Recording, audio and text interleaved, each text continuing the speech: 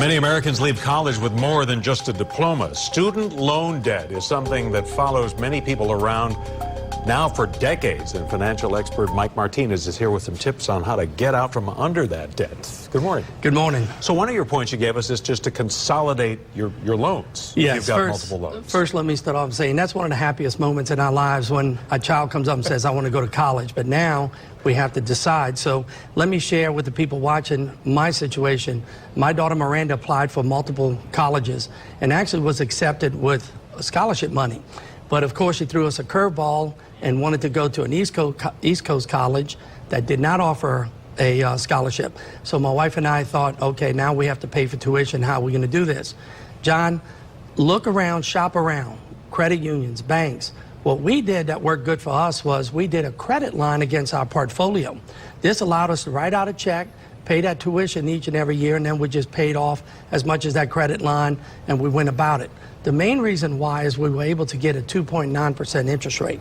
So shop around, look at all the different banks and institutions and credit unions that offer low interest rates. Sometimes people go private and don't realize that they're going to be offered rates as high as 9% when you could get about 4 or 5% rates. All right, so I think most people would look at this and say, well, pay off that loan just as quickly as you can, right? And it depends. It depends on the interest rate. Like, I did not pay it off because at 2.9%, my investments were making more than the loan was, so I just steadily just paid it off little by little. Now, if the rates are going to be higher, then it would be better. But if you could take that extra money that you're going to pay it off faster and invest it, you can have the best of both worlds. Okay, so let's say you're just a young person or a young couple trying to get out from under debt. You should try to pay it off if you don't have a lot, you know, and then start saving for the nest egg? Yes, because it would also give you more cash flow. And one of the secrets is look into paying bi-weekly. You'll be surprised how fast it accelerates and pays off a loan a little bit faster. The value of doing some research. Correct.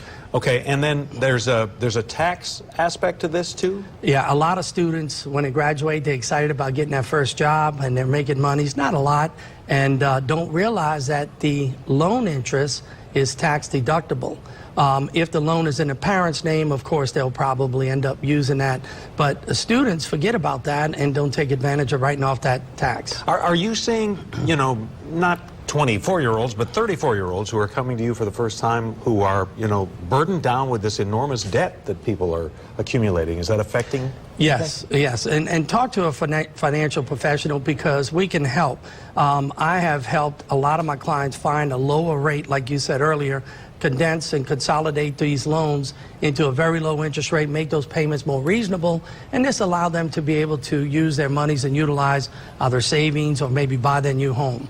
All right. But also there's a lot of location in studentloanhero.com that gives you a lot of calculator, a lot of wealth of information that can help you decide and look at different institutions and make a choice of what's best for you. Studentloanhero.com. Yeah, studentloanhero.com is a website. Mike Martinez, thanks as Thank always. you.